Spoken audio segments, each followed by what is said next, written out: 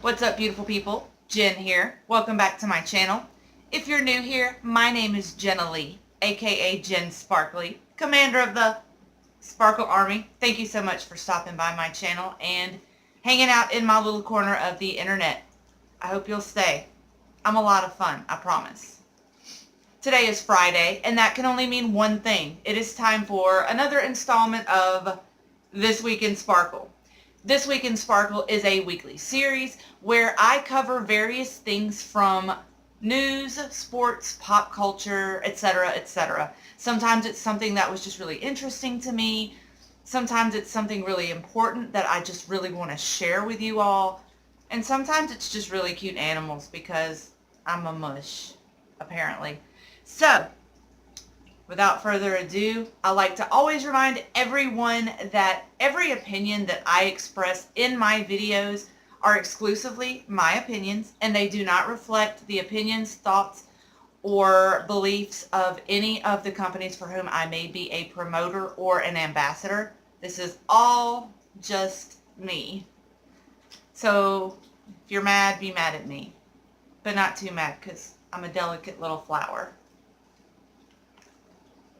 First up this week, my friend Felix and his crew at the Double Toasted channel interviewed a friend of theirs who was a survivor of Hurricane Maria on the island of Puerto Rico. I know that we're all aware of this hurricane. We're also aware of the unbelievable damage that it has caused.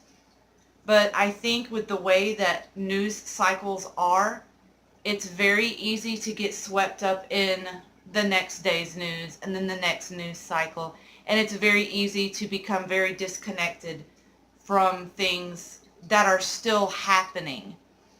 And hearing this man tell his story and what his night was like living through it, and then the aftermath and the decisions that you have to make and the things that you have to do that you might not ever have pictured yourself doing before, simply to survive. If you don't get emotional listening to this man talk about his grandmother, you are dead inside. My friend Felix is a great guy and a phenomenal interviewer, as are the rest of the fine folks at Double Toasted. I've linked the interview down below. You should definitely take time out of your day and watch this. It is very important. Next up, just because it has been in the news, and yes, I know I am late AF. Yeah, I just made that joke. I am so late to this, but it has to be acknowledged. This Is America by Childish Gambino is amazing. Watch it. I linked it below. Even if you've already seen it, click the link and watch it again. What else you doing? You know? Next up, Spotify has introduced this idea of banning hate artists from their platform or their streaming service, and it has raised a lot of concerns amongst certain artists, should we say. The ones that have come under fire in this first round of, I guess you would say it, call-outs, the way Spotify has kind of called these people out, are your younger SoundCloud rappers who already have established criminal records, people like 6ix9ine, XXXTentacion, that scene, as it were. And it brings up the question of, are you censoring or are you cleaning? Because even though I don't care for the music, I find it to be garbage, it's undeniably wildly popular with a segment of the population. And I understand what Spotify is trying to do, and I can understand not wanting to promote people who have committed crimes. However, if you really got down to it and you started cutting artists from your platform who have committed crimes, Motley Crue would be gone because Vince Neil got the DUI that killed the guy from Hanoi Rocks and the people in the 80s. John Lennon beat the hell out of Yoko Ono, beat the hell out of his first wife, and was horrendous to his first son. He'd be gone. the Rolling Stones. Members of the Beatles have been arrested for pot, hashish, opium. They'd be gone. You know, James Brown. The list goes on and on. So where do you draw the line? I think it would probably make more sense for Spotify to obviously allow these artists to exist on the platform. Just don't put their music in your pre-packaged lists. As anyone who uses Spotify knows, they have like constant lists of R&B, hip hop, dance, mood music, workout music, yada yada yada yada yada. Don't put their music in your featured lists. Their fans will seek them out if they want to hear them. You don't have to promote them, but you can allow them to be on your platform. What do y'all think about that? Should certain artists get pulled from platforms, or is it just reaching way too far into censorship, and is it hurting free speech? Let me know what y'all think. Next up, a family with 11 kids is in the news. The parents, who together have 8 of the 11 kids, the mother already had 3 when she got with this guy, have both been arrested. And upon the arrest and search of her home, police found a home that they considered to be very unsanitary, indicative of unclean, unsupervised, unsanitary living conditions, and evidently like 9 children were crowded into one bedroom together. When asked about this, the mother gave a small press conference stating that she homeschools her children and that there are always going to be people who do not agree with the way that she raises her children, but that she is a great mother, that her husband is a great father, that people judge him harshly because he has tattoos on his face, that he is not a dangerous man, and that the only reason her house was messy on the day that they searched it was because her 12-year-old had run away and she turned the house upside down looking for him. Well, as a little more time passed and a little more research was done into this, the mess in the house wasn't just disarray. There was a significant amount of both human and dog feces covering the bathroom floor, and the children separately spoke to their grandmother about the different types of abuse that they had been enduring. Broken bones, sprains, muscle tears, burns, being shot with a crossbow, being waterboarded. Clearly, this was a house unfit for small children. The parents are being held on a very, very high bail. I don't know what else to say. I'll link to the story below. What do y'all think? Next up, the Alinity PewDiePie collab DRM mess. This is an interesting one because it could potentially affect YouTubers. PewDiePie did a video where he fair use used clips from a video from girls he labeled Twitch Thots. And I mean, basically these were girls who were using the Twitch service exclusively for showing off their bodies and making money off male attention. So if the shoe fits, wear it. Apparently Alinity, one of the girls in the video, decided that it wasn't acceptable for PewDiePie to call her a Twitch thought. So during one of her live streams, she openly says, as she's eating her disgusting little bowl of what appeared to be cheap Chef Boyardee, real mannerly there, eating, smacking, and slurping on her food while speaking. But, oh, I'm going to copyright strike him. That's what I'm going to do. And when people called her out and said, you can't just do that, it's fair use. You can't just do that because you don't like what he called you. She openly even said, Well, I don't really understand the laws, and I don't understand how the laws work. All I know is that when I make a strike on a video, I make money. I make like $700 a month off other people's videos. Red flags like crazy. And Philip DeFranco follows up on it, and after her video goes viral, she immediately goes into hardcore backpedal mode saying, oh no, I didn't really do that.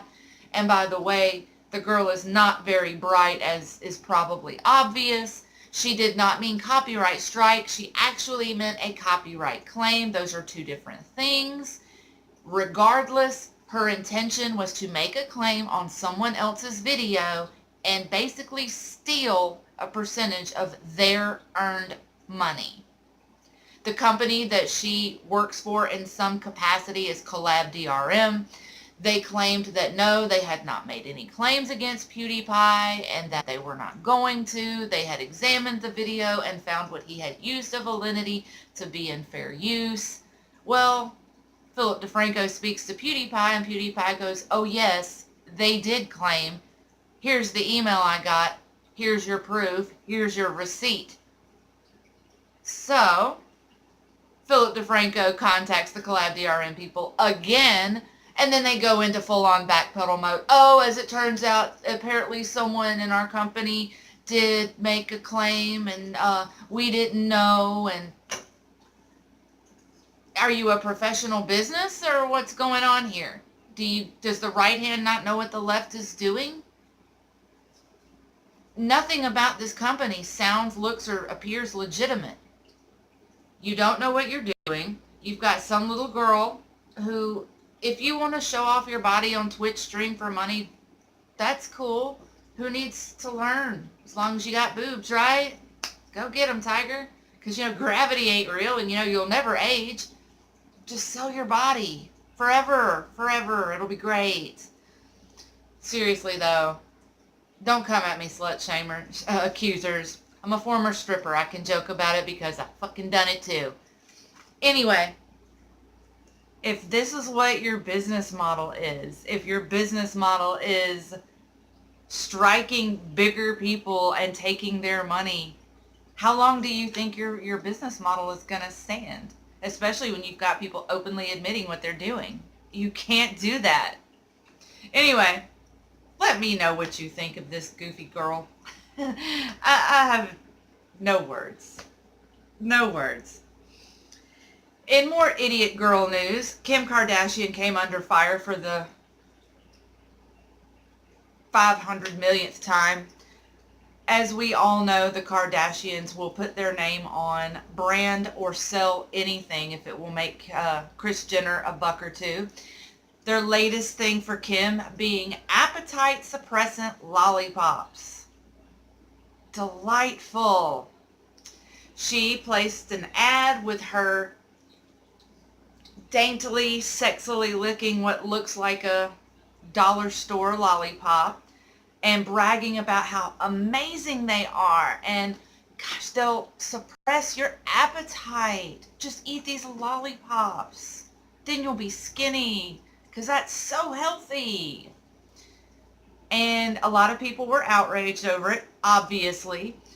And especially considering that a significant portion of the hardcore Kardashian-Jenner fan base is teenage girls. It is incredibly disheartening to see such a predatory thing being marketed to them. Like, eating disorders for everybody. Hey, if you don't like this sucker, just go buy a box of laxatives and blow up your parents' toilet. You'll be skinny in a week. You won't be able to sit, but oh my God, you'll be so hot.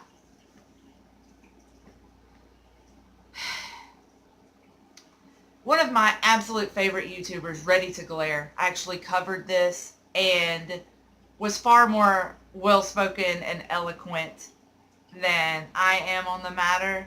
So I'm going to link to her video down below. Hear her out. She kind of hits the nail on the head, as she always does. And finally, the reason that I recorded this so late, 10 were killed and 10 were wounded in a school shooting in Santa Fe High School in Texas today. I don't know what to say. It's an endless cycle of school shooting,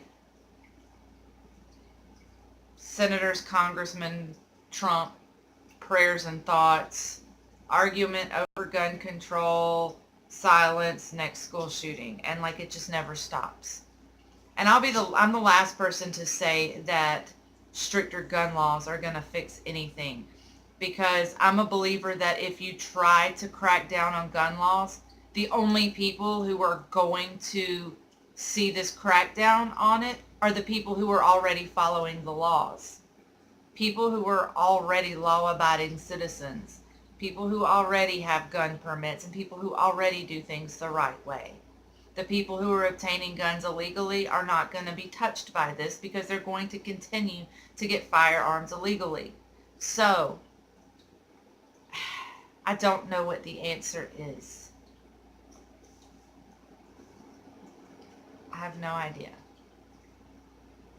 It just makes me sad that so many people die senselessly, and we can't seem to figure out a way, with all of the information at our fingertips, with all of the lip service paid to mental health and anti-bullying and all of these endless do-good, virtue signaling, chest pounding causes.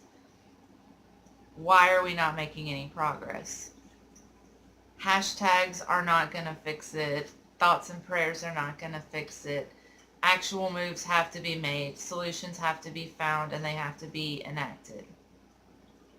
What are those solutions? Let me know what you think. Finally, because this week was such a bummer, I just said, you know what? Instead of doing my weekly cute animal video, I'm going to do 2 really fun videos. One of my all-time favorite Viners, Thomas Sanders. I'm going to link a collection of his best Vines. If you know me, you know that I'm a huge frickin' dork, and I've seen all of his Vines a million times, and I still laugh at them.